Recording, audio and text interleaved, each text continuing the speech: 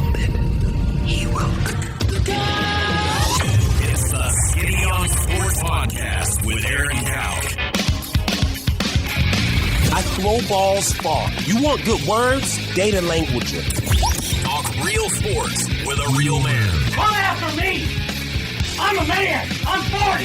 And now, here's the be-all, end-all, know-it-all of high school, college, and pro sports. Aaron Skinny Cowell with the Skinny on Sports. We're talking about practice, man. I'm the MVP. And a good Thursday morning out there, Western Oklahoma. Welcome to the Skinny on Sports right here on 98.1 FM, the Sports Animal. Glad to have you along for the next hour. Listen, it's going to sound like it's, I don't know, September on the show today. Yeah. Lots of college football with the schedule release for the SEC in 2024. Now know whom and where Oklahoma, Texas, the entire conference. We know what that conference schedule looks like, so we will break that down, talk all kinds of different angles of it. Also saw another list about a week ago, and I thought, you know what, this would be perfect to go along with the SEC talk when that happens. And we've mentioned programs, you know, like who will be the next program to make their first playoff, or who will be the next program to win a national title. But we haven't talked about coaches in that realm.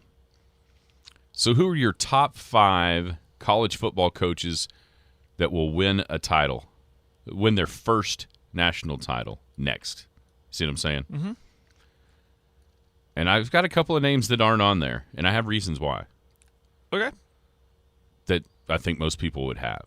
We'll have a U.S. Open update. They just teed off out at LA Country Club about 15, 20 minutes ago. So just a couple of guys have made it through a hole or two. Official Jordy Ball headed to Nebraska. That was just today. So she's officially going to spend her last 2 years back home. Good for her. That's what she wants to do. So really college football heavy, and maybe a U.S. Open update here or there throughout the show today. 225-9698 is the phone or the text line. That is 225-9698. Give us a call, shoot us a text. We'll talk about anything that's on your mind. Just feel free to chime right in. I'd like to know your opinions on all this college football stuff as well. 225-9698. If you're outside the listening area one of these days, you want to stay in touch with the show, it's easy. You can log on to kadsam.com, live stream us that way, or download the free Paragon app. And that app has it all. It's got every radio station we got. It's got the Penny News. Brand new edition of that Penny News is on the website right now, thepennynews.com. You can go pick up a free copy of the Penny News now. Go do it.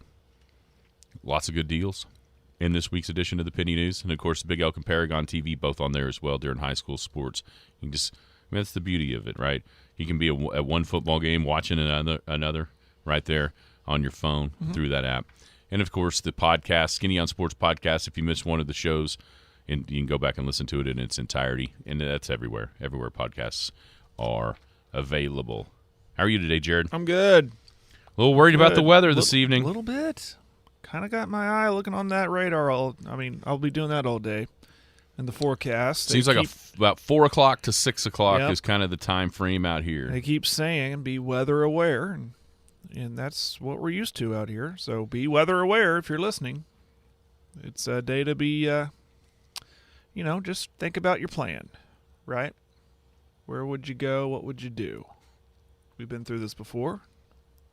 Oh, yeah. And we'll be fine. We'll have it covered here on our sister stations, and we'll be fine. So, how are you? Man, I'm good. This is exciting. We've got the U.S. Open teeing off out on the West Coast right now at LA Country Club. I am so fascinated by this golf course. It's one that we haven't seen on the national stage. It's never hosted a U.S. Open. L.A. itself hasn't hosted the U.S. Open since 1948. And so this is going to be a cool week in golf. And it's a different challenge, I think, than what you're normally used to at the U.S. Open. Mm-hmm. I have a sneaking suspicion that the scores will be a little bit better than maybe I heard Jim talking. He wants, a few under to win. Afraid it might be a little better than that. But we'll see. how it plays. I know there's not any rain really in the forecast out there. So No, it is California. If they want to, they can make it hard. It'll get up hard and fast. And interesting, I just saw this pop up, ESPN stats and info. In the U.S. Open, in the last 50 years, LA Country Club's the 7th course to make its U.S. Open debut over the last 50 years. The list of winners on the previous 6, Koepka at Erin Hills, Spieth at Chambers Bay, Tiger at Torrey, Tiger at Bethpage, Payne Stewart at Pinehurst, and Jerry Pate at Atlanta Athletic Club. That when the least recognizable name on that list is the logo for the tour, that's a pretty heady company. So all this any talk of dark horses and that kind of thing. Yeah, no. You might need to be looking at the top of the world for your winner this week. I think that we got to remember is this is a course that we are not familiar with for obvious reasons. We don't see a lot of it, but these guys have played there, right? Yeah, some of maybe you some would of think them. most of these guys have. It's L.A. Yeah, but listening to Derek Freeman yesterday? They paired up with Jack Nicholson every once in a You while. can't. No, there. you can't. Why not? Jack Nicholson cannot be a member. Why not? Athletes and movie stars are not allowed. What a jip! Yeah, they're not there. Wow, I didn't know that. Did you happen to hear Derek Freeman, former OU golfer? He was the head coach at UCLA for a long time. No. On with Jim. So in 2010, he became a member out there. But he said the process was 2 years long of vetting and going and have dinners. And he said, I was just in the right place at the right time because the initiation fee is $500K. But he was able to. Dang.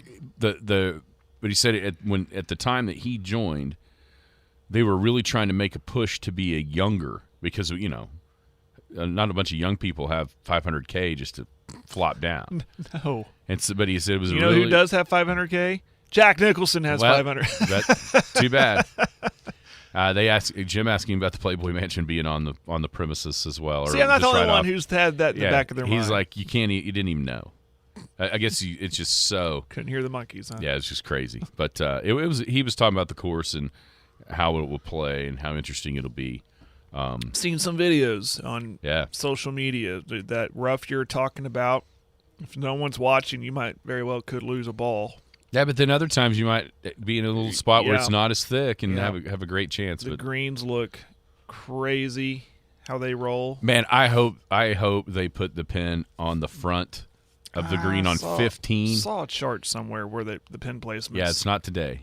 We're on 15, but it's the hole where it can play 76 yards on a par 3. And Ricky Fowler said he will absolutely lay up at the pin if the pin is in a certain location, even from 76. Will not try to hit the green from 76. That is nuts. I can't even imagine what that looks like. Lay up on a 76-yard par 3. Yeah. Wow. I was talking with a buddy yesterday about it. Two things that will happen in a West Coast U.S. Open. One, you get to watch golf until live, and you get to watch it the sun goes down. Yeah. And a word that you're going to hear a whole bunch that you only hear on the West Coast. What's that? Barranca. Barranca. Yeah. It's like the ditches, that they call them barrancas. Oh, okay. Just listen. You'll hear it. Oh, you got to hit it over the barranca. I'm telling you, it's not a word you hear anywhere else but on the West Coast in golf. Okay. You normally get to hear kikuya type of grass that grows out there. Well, that's but grass. It's Bermuda here at LA Country Club, which is another thing that makes it so unique to a West Coast. But anyhow, that just got going. I mean, early leaderboard update. Omar Morales, amateur, Mexico, 1 under par. Michael Kim, which I think he played at Cal. So he might have a little experience with this in certain ways. Also 1 under through 1. Nobody's teed off that you've heard of. Nah, typically not. So, what do we think about noon? Maybe I don't know. early afternoon we'll start to. The first group that will tee off at 9:40 our time. Shane Lowry, Justin Thomas, Tommy Fleetwood. And then that's on 1. And then on 10, I mean, Bryson, Francesco Molinari, and Tyrrell Hatton. So we're about 40 minutes away from actually knowing somebody that's on the golf course. Okay. So it's the U.S. Open. Mentioned weather a little bit. Yeah, I might have to split screen it today watching U.S. Open and the Weather Channel. Pay attention to weather. There's no doubt that can be a thing. Outside of that, I mean, wasn't it weird, or at least it was for me, to be so feverishly updating Twitter because I was kind of on the road just to see, for a college football schedule that's still 18 months away. Yeah. But I think for the first time since the initial announcement, you actually start, at least I did, I felt the excitement and the different level of excitement that Oklahoma and Texas going to the SEC provides. Absolutely it does. I'm with you. It was really strange, feeling. right? Yeah. Like, oh my gosh, this is so cool. It's so exciting to see these, and it's the newness of it, sure, but it's so exciting to know that these are all, I mean, someone described it perfectly yesterday to me, like, this is like every game's a bowl game. In certain ways, that's right. In certain ways, outside of maybe Mizzou and Texas, obviously, because there's some familiarity there. But in some seasons, I mean, last time we played Auburn, only time OU's played Auburn in a bowl game. Right. Obviously the classic matchups with Alabama back in, 2002, 2003. Then you got bowl matchups between now and then. And Tennessee, obviously, those are fun games. I mean, the level of excitement is so much more than, say, when you release a Big 12 schedule that features Iowa State and Kansas State. You're seeing South Carolina and Tennessee now. I mean, give me that schedule any day. I think I was listening, throughout the week as far as who could it be, and I think South Carolina, Auburn, Ole Miss, LSU are all teams that Oklahoma has never played in the regular season. Yeah.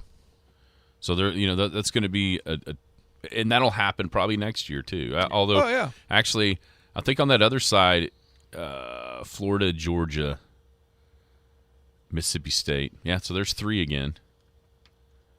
So that newness of it is going to wear off. But and you mentioned the difference. I mean, okay, this just is what it is. This year's home schedule in the conference is Iowa State, Central Florida, West Virginia, and TCU. Next year, it's Bama, Tennessee, South Carolina. One of those is not like the other. And that's just 3. I mean, because Oklahoma's the home team designate for the Cotton Bowl. Right. And so just the 3 versus 4, it's still not even close. I think it's going to be interesting to see how Oklahoma proceeds non-conference-wise if the SEC chooses to stay at 8. Because what this does is it gives you a chance to for sure have 6 home games with 3 and 3, non-conference and conference, but also maybe even 7 on years where and how marquee do you try to go non-conference? There's a big conversation this morning about Bedlam. Joe Castiglione actually mentioned that he's had positive conversations with Chad Weiberg. I don't know how quick it can happen in football because Oklahoma State's non-conference is pretty full. Mm-hmm. I think the other sports are going to see it pretty quick, if not 2024. Football-wise, I don't know, but I do. Does that mean the anger is going away? From I do. OSU? I do think that there's more of an appetite both ways, because I think there was a time where you didn't want to play it either, and for obvious reasons. But I do think that as 2 years has gone along since this happened, I feel like there's more of an appetite to play that game. Well, they could use the Texas A&M stoppage of play as an example, because everyone outside of those, us included, OU fans, everybody was like, that game needs to happen. They should be still playing that game. It's such a fun rivalry, as a fan, just to watch it. And I think maybe they could look at that and go, we don't want to do that. We don't want to deprive fans of a great bedlam matchup that, typically football gives us year in, year out. More often than not, we'll get really, really good games. So maybe their cooler heads are prevailing in that sense. Yeah, we'll see. I just don't know if it can. It's not going to happen immediately. I don't think it can happen in 24 by any stretch. But okay, so when you see this, I'm gonna say OU Texas doesn't count in this question because I think that would be the obvious go-to number one answer. Well, I ranked them in the SEC. I know what you're going to ask. Go ahead. Yeah. Finish the So question. yeah, rank. I did 4. I just did a top 4. Oh, I did 8. Oh, you did them all. I did 8 Okay. So how did you go? All right, start with 8. at Missouri because we've seen it. We've seen it. We've seen it. Yeah. Okay. And they're a little down. It doesn't really get you that excited. It's fun to have them back. That's when they were good. We had some fun games with them. But let's face it, when you're comparing it to the rest of these other 7 teams, that one's like, whatever. And I would agree with that one. Same thing a little bit with Texas because Oh my we gosh, get it you got here. them 7th? Well, listen to me. Oh, not me. Listen, I know. I know. But just because we've always had them. Now you can get into the new guys. Okay, hang on. I would put South Carolina here. Okay, well, I put them at 6. Okay. I put them there. There's some great storylines here with these games, sure. aren't there? Beamer? Sure. Yeah. Rattler won't be there, or will he? No, he'll be done. Yeah, he'll be done. He'll be done. Okay, at 6, I'm gonna say at Auburn. Well, that's where I got 5. Okay, so we're on kind of the same at track here. Auburn. And now we could probably start arguing. Okay, here. at 5. Okay, 6 at Auburn. At 5, I'll put OU Texas, even though that's way too low. But that's okay. So 4. Who you got 4? I mean, isn't that crazy? I'm putting Texas at 7 because You've seen it. we've seen it. It Yeah. still gets me excited and still gets me pumped up when Yeah, it's I'm gonna OU go. Texas week. I'm gonna go ahead and say game day. That's going to be way higher Of on your course, list than 7. Of course. But when this newness wears off, Right. it's going to go back up to the top. Okay, number 4. Number 4 is, and again, we're going to start arguing, at Ole Miss. So number 4, I've got Bama here. Any explanation why? I've seen it. That's a good point. It's a home game, and it's probably a loss. Jackson Arnold. Probably might a be- loss of Jackson Arnold's, Yeah. and because a lot of people think that's going to be the marquee opener of the conference schedule on the Like 21st of September at night. Yeah, I can see that. Jackson Arnold's first, Yeah. or what I think OU fans need to hope is the first under the lights situation, because if not, that means he had to play this year when you probably don't want him to. Or anyway, Maybe playing when they're blowing people out. well, that'd be That'd nice too. but no. So I've got Bama 4 here, and you've got at Ole Miss. All right, At Ole Miss. number 3. Tennessee, because I mentioned the storylines. First off, we had 1.5 really good games with them. That first half when they came to Norman was okay, and then OU pulled away. But of course, at Tennessee, the double overtime thriller. But Josh Heupel coming home, coming back to where he got his college football start, more or less. That's a big storyline for me. I've got LSU down there at 3. Okay. So number 2 is Tennessee for you? Nope. Who's number 2? At Ole Miss. Tennessee's number 1 for me because of Josh Heupel coming back. Because of that storyline? Because Okay. of how much Yeah. vitriol it feels Yeah. like there is. Now, let me ask you this, though. Does that go away a little bit because Bob and Lincoln aren't there anymore and Brent Venables is? Or Maybe a little. did he despise Bob and Lincoln, or does he despise OU? I feel like it might be the Bob thing. But come on, let's face it. Bob will still be there. He'll show up. Oh, sure. He'll make his face seen. And the guys said this on the OU game, show last night. I rewatched it. They said when that game happens, they need to throw up all the video from 2000 in an attempt just to make Heupel cry, like, oh, that was a good time. And bring back all the old players just to kind of take his mind off the game, so maybe we'll give it a slight advantage. But the point is, make it a warm welcome for him, and maybe he can just bury the hatchet and move on. Exactly. You can't have your last national title winning quarterback who brought you out of the doldrums of the 90s exiled away from the university. That doesn't make any sense. Makes no sense. And I would hope, and I don't think OU fans want that. It's just how, making a change at offensive, I mean, obviously it was for the better. It was clear. Bob had to do it. He needed to make a change. And I don't think it came from this is business. It's not personal. He took it personally, and that's fine. No one likes to get fired. But maybe it's, you're doing good, Josh, over there at Tennessee. OU's going to be fine. It's OU. Bury the hatchet, move on. Let's get back to the good old days. Looking back, knowing what you know now, how many OU fans would make that change after the 2014 season? I think maybe him getting fired might have changed the way he coached. Or maybe Baker Mayfield being the quarterback the next year would have changed the way That's true, too. But, if a butterfly flaps its wing in Japan, are we going to get a tornado tonight? But you have Landry Jones, who clearly was limited, although probably underrated. You leave him and you go to what they had with Bell and Knight. And clearly, if there was a period in Bob Stoops' career, and even clear through Lincoln, if there was an extended period of substandard versus the rest of that time quarterback play, it was just happened to coincide with Heupel being here. But also, you can make the case that's his fault for recruiting those guys. No, that's true too. There's time, but I do hindsight's think 20/20. There's always that. I do think it's softening. I think people, when it happened, they were so furious with 2014 season that nobody cared. Nobody cared that it was good riddance. You're a better quarterback than you were a coach. See you bye. I think that has softened a little bit. And especially kind of once they figured out that, that really did hurt his feelings. It really did make him mad. And as much as OU is critical fan base-wise of coaching, and it is, and especially offensive coaching, it seems like, but they also took a step back and thought, wait a minute, this isn't the way that we wanted this to ever go down with the guy that is so beloved for what he did on the field. Yeah. So that all of that together is why I had that game number one, even though it's not really the one. But with the Heupel storylines, to me, it makes it one. And who knows? He could be the coach of Alabama by the time that rolls around. It's funny you say that, because when we talk about the head coaches until the next one to win their first title, I have a name on here, and it's because I think that he's going to win it at Alabama, not where he is right now.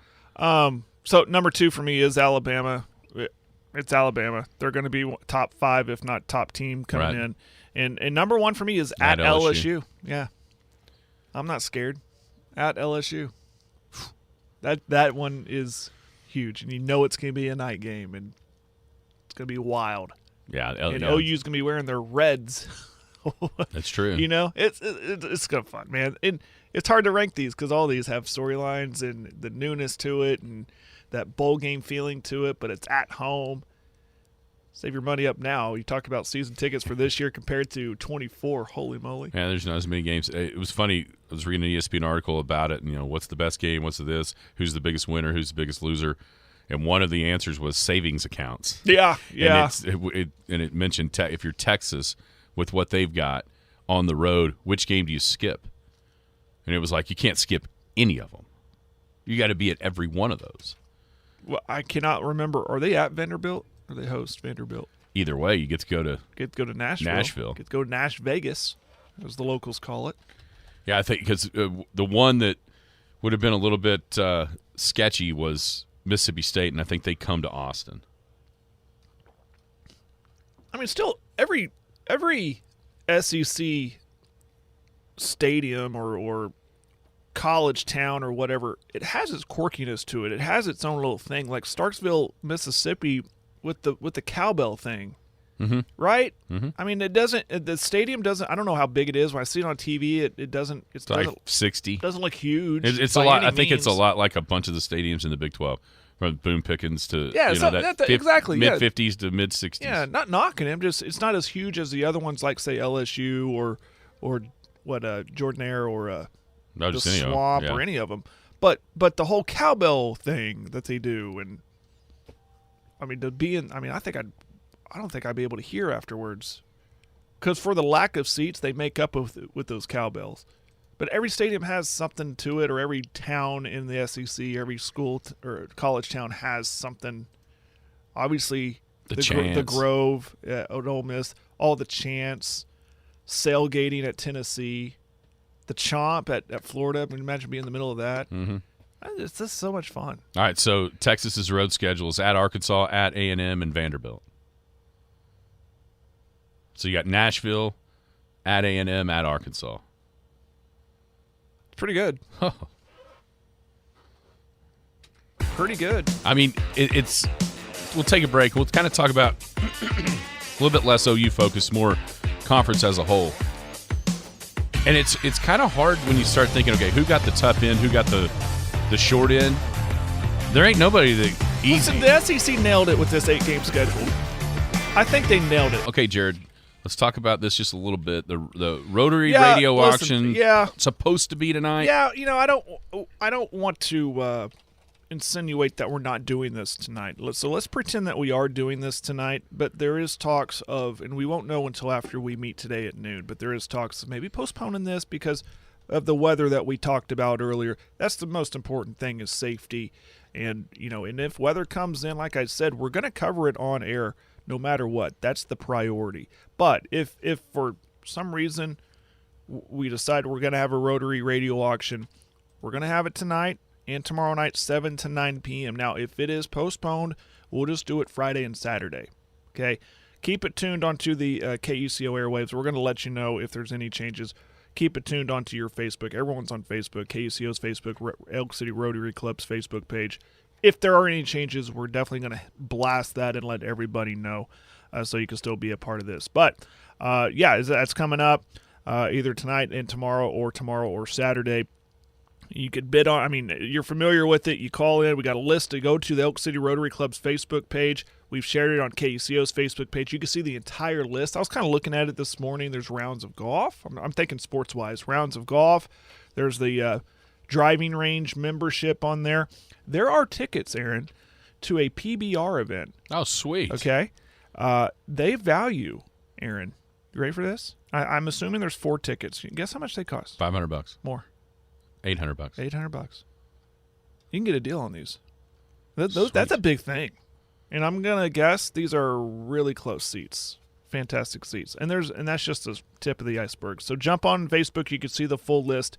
You're going to look at it and go, I need a microscope to look. Just zoom in, read it, mark what you want. A lot of fun, a lot of money to be raised. Goes to local projects around town, local scholarships, not just town, but around the area. Small school. We help out small schools, too, in the area, like Merritt and Canute and Hammond. So it should be a lot of fun. But like I said, if there is a change, we're going to blast it on the airwaves. We're going to blast it on Facebook. We're going to let you know if there are any changes because of the impending weather. Because we want to be safe. We want to be home with our families if we need to be home with our families. And I'll be selfish here. I don't want to take another car in to get the repair done. I'm tired of driving that Porsche, man. I'm tired of everyone talking. You look a lot more comfortable in the pickup than you did the Porsche. Yeah, the Porsche's nice, but I'm tired of, hey, man, nice car. Hey, yeah, thank you. I feel like a celebrity. I have to kind of, come on. Wear sunglasses and wave at the incognito. Yeah, hi, thanks for the compliment on the car. Anyway, we'll let you know about the Rotary auction afternoon today. You know how I know this SEC move is a bigger deal than maybe people realize? Because it's June 15th and we're going crazy about football. No, why? Tailgating is coming back to Norman. So is that it? I know Harris was talking about. Yeah. What's everything we're doing in Norman has to be re-examined in light of moving to the SEC. It's got to be bigger and better. That meant Lindsay Street tailgating. Why not everywhere tailgating? Well, that's exactly. I've seen people say that. Just the ovals, open up everything. Yeah. I think you may see it. And it could turn into a pretty cool thing. Embrace that SEC lifestyle. The culture. That's right. Culture, yes. The main reason, no offense to our man Tyler Harrison at Western Oklahoma Realty, but the main reason I've got Ole Miss number 2 on this list of games I want to go to, and heck, it'd be number 1 on games I want to go to. Doesn't have anything to do with Hemingway Vaught Stadium. It has everything to do with the Grove. And the tailgating around it and the atmosphere in Oxford, Mississippi. I've heard that it's an awesome town. Yeah. Awesome college town. I'm hoping that I'm able to go to some of these here in my later years. I keep on waiting for my phone to text and see Tyler H. and say, hey, I've already scored his tickets. Come on, Tyler. Our kids go to school together. Oh, yeah, you're out. I'm in on. first. That's the way this goes. We've been planning this trip for decades and just haven't. It hasn't how Sam is trying to stir it up. We'll talk about that tomorrow. I haven't seen it. Okay, kids stuff. Oh, that stuff? Yeah. Oh, yeah, I've heard about that. We just I don't read have time. I read a deal about it, too. Yeah. Thank you to the folks in charge of the league here. That's Taking the that's where initiative it's at. to get it done. It's your league. Yep. Okay, so we talked to kind of the OU and how exciting it is just for as OU fans. I'm going to switch it around now to the entire conference of the SEC after seeing these schedules. Mm-hmm. If you could go to one not OU game in the SEC, if you could go to one other conference game in 2024. Oh, I misunderstood that. Yeah. Well, I did put OU, but that was kind of redundant. I'm gonna have to bring up all those schedules. Okay. Give me a minute. I wrote down the ones just for OU. Can I just answer that real quick? Yeah, go one ahead. home game, it'd be. I'm sticking with Alabama. Okay. To the allure of Alabama, and one away game. Man, it's almost a tie between the Grove and. See, I would just go. I would skip the home games and go to LSU and Ole Miss. Just go to the 2 road games. You would cash in one home ticket for 2 road games? Yes, 100%.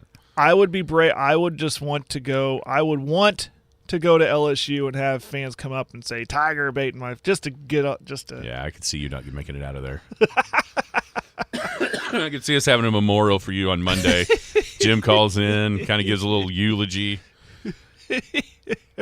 He thought he could handle the Death Valley experience at night. You have Sarah McLachlan in the background. The corn dogs and the whiskey just did him in. Or I'm just missing. I just go missing. Somewhere you end up gator bait down in the bayou. Might be in the swamp. Yeah. Okay, so I'll help as you look. Go ahead. I'll start. For me, if you could go to any other, this one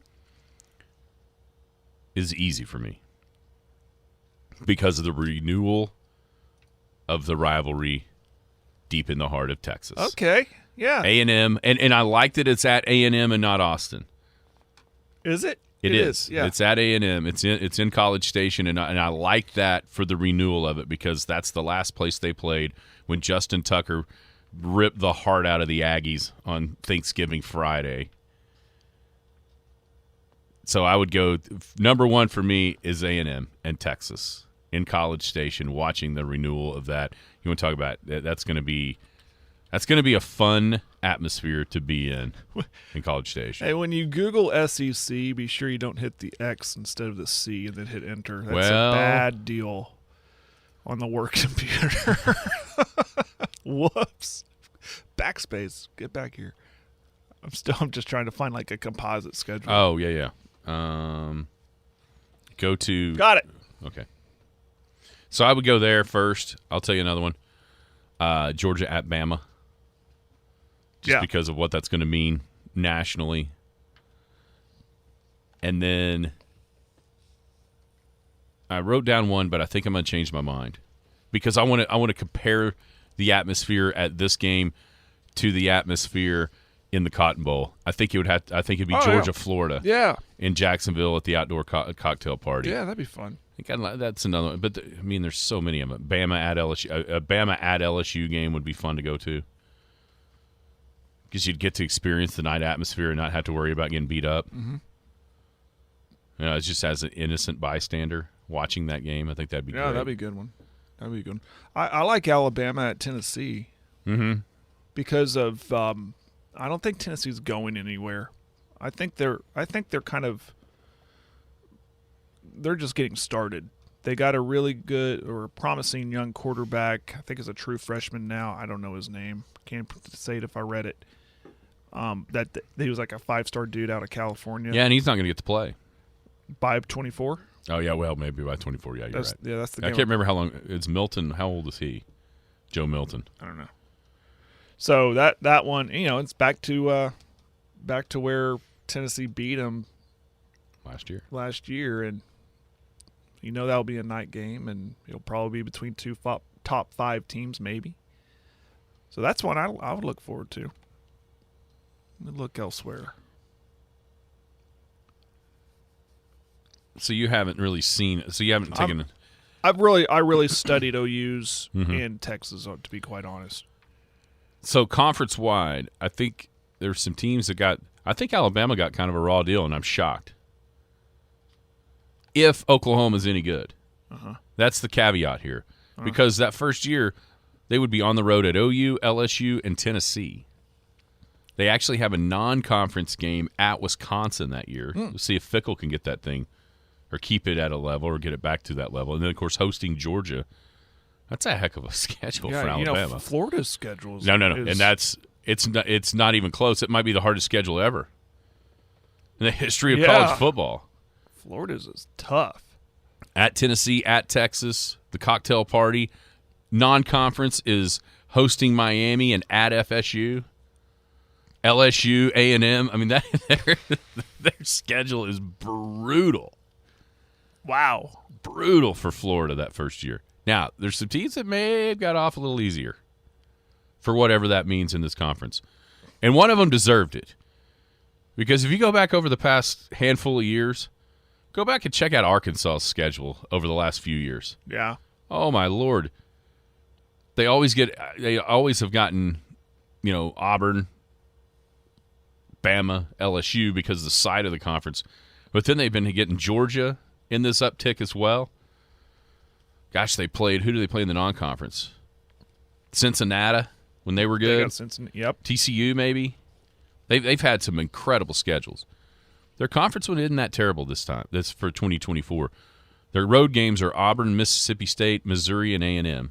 That's not terrible. And then their home games is A&M's a neutral, right? Yeah, it still is until like 25, I think. Okay. And then LSU, Texas. Actually, is this may be the last year of that? Of the neutral? Yes. Well, I'm seeing a little asterisk. Is there an asterisk? Okay, I think it's 25. Okay. And then LSU, Texas, Mississippi, and Tennessee. That's not the most horrible. I mean, you don't have Bama, you don't have Georgia.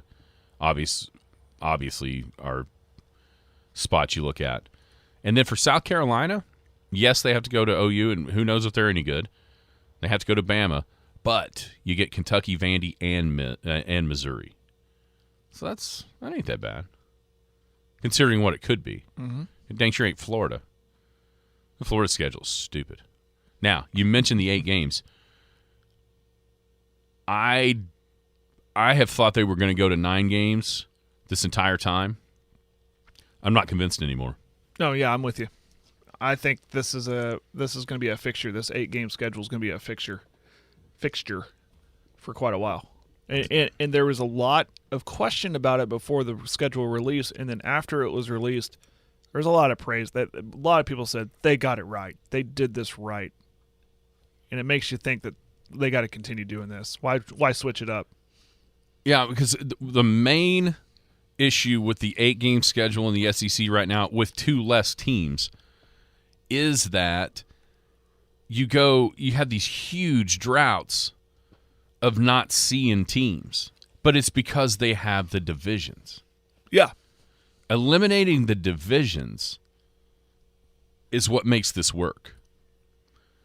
Because if you think about it, you've got 16 teams.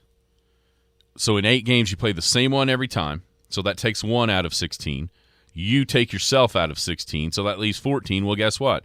Just so happens 7 and 7 to get to 8. And so we were talking off air. I think what you're going to see is you're going to see 2024 look like this that was released last night. Then I think in 2025, you're going to see the other 7 teams that you don't see the first year.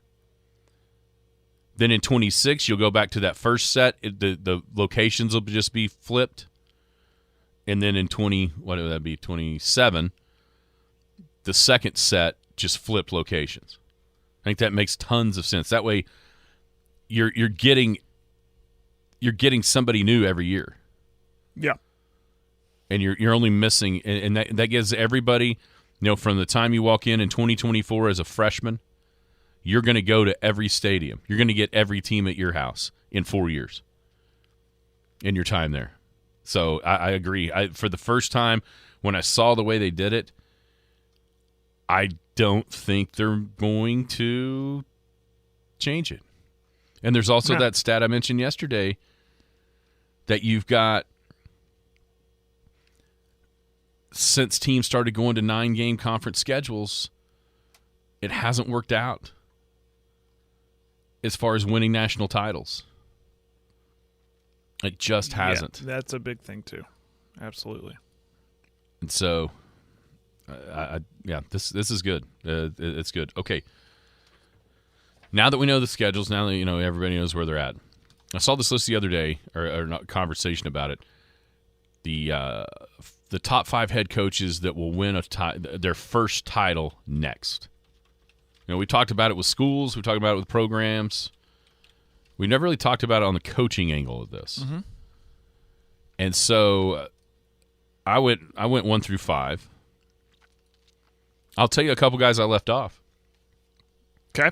I left off Lincoln Riley.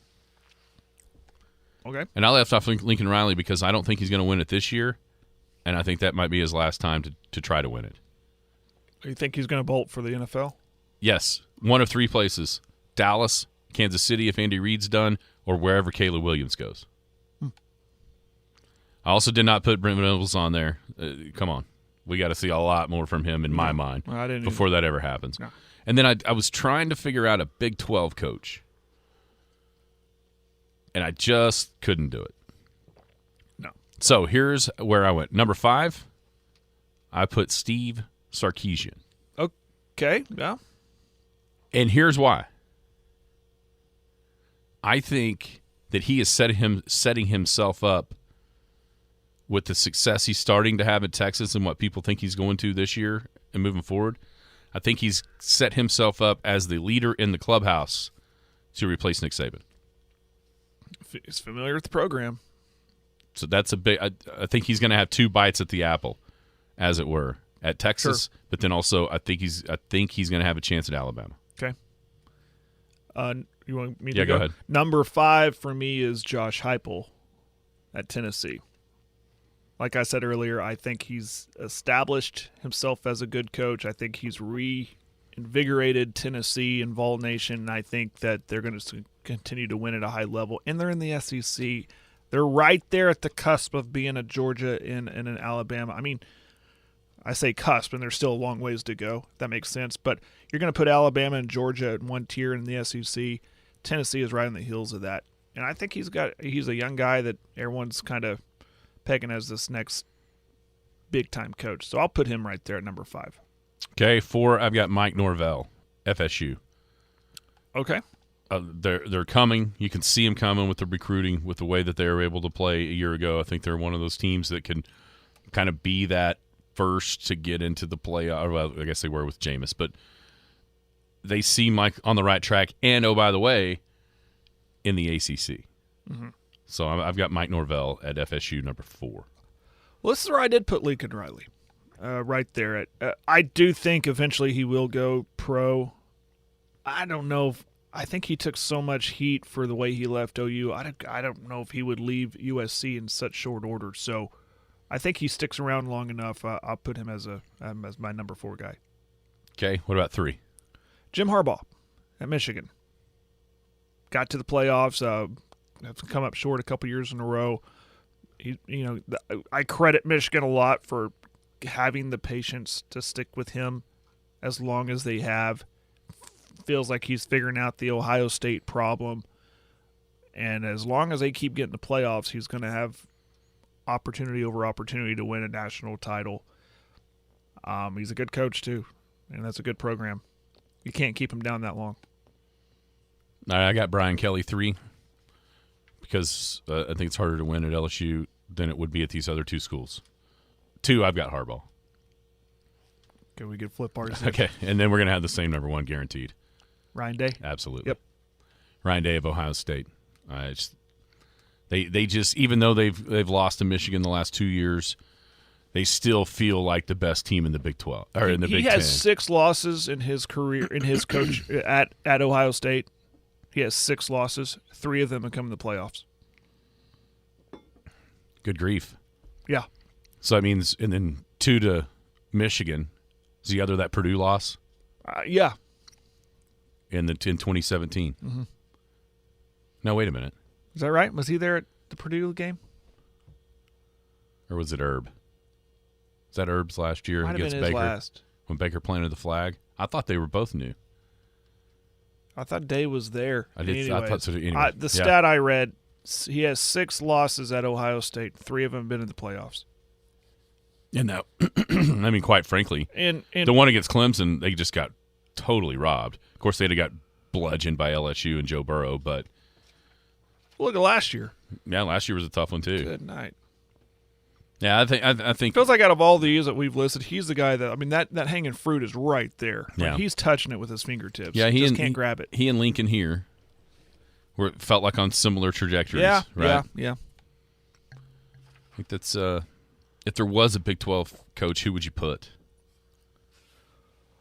I almost want to put Sarkisian just because there's one more year there. Yeah, this year This being year, the chance. he'd be the favorite. They're the favorite in the Big 12. If they could have a great year, maybe. I just can't put him past Georgia though. As far as a long term, maybe Kleinman. Maybe Iowa State Campbell. Isn't it funny the difference in a year? Because I think a lot of us a year ago would have said Gundy for sure. Right. But It's almost like if it hasn't happened yet. And it's just kind of a roller coaster, though. I mean, 2 years ago he's they had were 2 really good teams that could have won it all. 2 years ago they were inches from probably in the playoff, Yeah. or maybe in the play. You know, I think they're in if they get that win. Yeah. And then a after miss- what happened, and and a missed field goal at Iowa State in 11. yeah, and then just heck, last year they were that TCU team that made it to the championship game. They Had were them- up 24-7. Had them on the ropes. until I mean, their Sanders knee got was hurt. on the mat. Yeah, Sanders got hurt and everything, or he kind of wore off pain. And man, they say, it's hard to remember that they were undefeated, like number 6 in the country in that game, Yeah. looking like a repeat of the year before. So who would you put Big 12 coach? Anybody? Deion Sanders? Yeah, Kyle Whittingham. I can't believe neither of us had him either. Quick U.S. Open leaderboard update. The lead is at 1 under par, shared by 10 different dudes, and you probably heard of 3 of them. Maybe 4. Francesco Molinari is 1 under. Kevin Streelman 1 under. A blast from the past named Ryo Ishikawa 1 under. Adam Svensson, Scott Stallings, Michael Kim, Michael Brennan, two amateurs 1 under. Brennan and also Omar Morales still 1 under. The marquee group on the course: Tyrrell Hatton, Bryson DeChambeau, and then Shane Lowry, Justin Thomas, Tommy Fleetwood. They teed off 1, so they're playing number 1 par 5 as we speak. Francesco is playing with DeChambeau and Hatton. They teed off number 10. So just getting going at LA Country Club for the 123rd U.S. Open. I have plenty to talk about that tomorrow on the show. What else you got? Anything on your mind in the world of sports? Jordy Ball makes it official. Going to Nebraska. Nebraska officially a Big Ten favorite. Contender. Well, good for her, though. Seriously, good for her. I mean, want to go home. Like I said earlier in the week, she has nothing more left to prove. She's accomplished so much in her 2 years at OU. So, wish her the best of success with the Cornhuskers. Let's get Jessica Cootie on and give us her update. OMG. What now? More breaking news? No. What? Do yourself a favor and find the chip in by the amateur Michael Brennan on the 3rd hole. Okay. When he hits it, you'll think you're getting to see a shot because it's terrible. We're seeing a shot because it was lucky, or was there skill involved? There's clearly skill involved. He did exactly what he was trying to do, but when you see where the chip shot lands, you're going to go, what is what is he doing? And it goes in. Oh, wow. Spoiler alert, it goes in. It goes in. Well, we would So he's behind what looks to be behind the green. Maybe it's to the left. It's hard to tell. He's probably left of the green. In all actuality, when you see where the it's hard to tell. It looks like he's behind the green, and he chips it, and he doesn't even land it on. He lands it way to what it would be his right. In the fringe. It's like, did he shank that? What just happened? And it lands, and then it starts rolling, and it goes in. Oh, wow. That is an unbelievable shot. Like, think Tiger at Augusta in 2005 on steroids because he didn't land it on the green. That is unbelievable. What a shot. Holy cow. Anyway, do yourself a favor and look that one up. That is awesome. I think that's what you're going to see, though. See, normally that shot's not available at a U.S. Open. You know why? Because where he lands it is rough that's as tall as your shin. But here, that's why I'm saying it's Augusta-like in the variety and the imagination for this golf course. It's not going to be your grandpa's U.S. Open where it's just in the rough, hack it out. It's not the way it's going to be. Mm-hmm. It's a little bit different style. And quite frankly, I like it. Yeah, yeah. I'd rather get to somebody see that. Or to find that shot. Instead of it just you having to go directly at the hole and it goes, you don't have a chance to get it within 40 feet. Very cool. Shane Lowry has birdied the first. So he's at that giant group of 1-unders. It's going to be a fun U.S. Open, Jared. I'm anticipating it. Got anything? Are you pretty well off for Father's Day this weekend? What do you got? I think so. We discussed having batting practice, and I gently reminded them it's Father's Day. But we do have state coming up. I don't mind doing it, though, if we need to do it, if we choose to do it. But no, this weekend's pretty much wide open. How about you? So when do you start? State? Well, bracket out? The bracket won't come out till, I'm told, Sunday. Brackets. See, the regional brackets for us next week are already out. They're already out. Well, maybe I need to check this. But they have it on the calendar Wednesday of next week through Sunday, the 21st through the 25th. Sunday is basically Championship Sunday. If I remember, like last year, it was like a Final Four.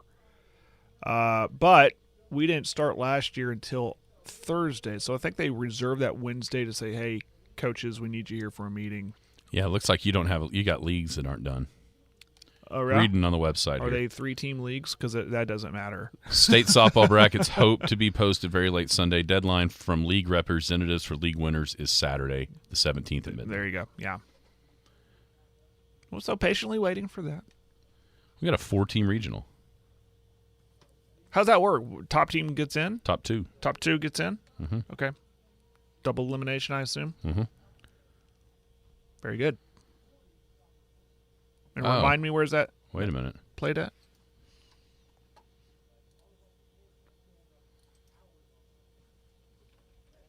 Misprint? That's a good question. Oh, Weatherford. Oh, that's not bad. Here's what. There's 2 Weatherford. Okay, this makes sense now. It was supposed to be an Ada. So one Weatherford has. I couldn't figure out why there ain't no Weatherford team in this dadgum regional. It didn't make any sense. So one of the Weatherford regionals is Weatherford, Cheyenne, Okarche, and Woodward. The one we're in that was originally supposed to be in Ada, now at Weatherford, Chickasha, us, Hobart, and Alba. Okay, that makes way more sense the way that I was reading on formerly Ada. So it was originally Ada, now Weatherford's got 2 of them. 4-teamers. And the top 2 go. Good stuff. It's all coming. Yeah. Yeah. I wonder how much different story. We can talk about it tomorrow. What Sam sent us about I saw a deal on Channel 9 about it. There was one on Channel 9. There was one on Fox News earlier in the week. Yeah, for the OK Kids. And all they're doing is following the rules that have always been there. Yeah, I mean, imagine that. We can talk about it tomorrow. More SEC schedule reaction. Garrison Financial Friday as well. You've been listening to the Skinny on Sports podcast with Aaron Cow.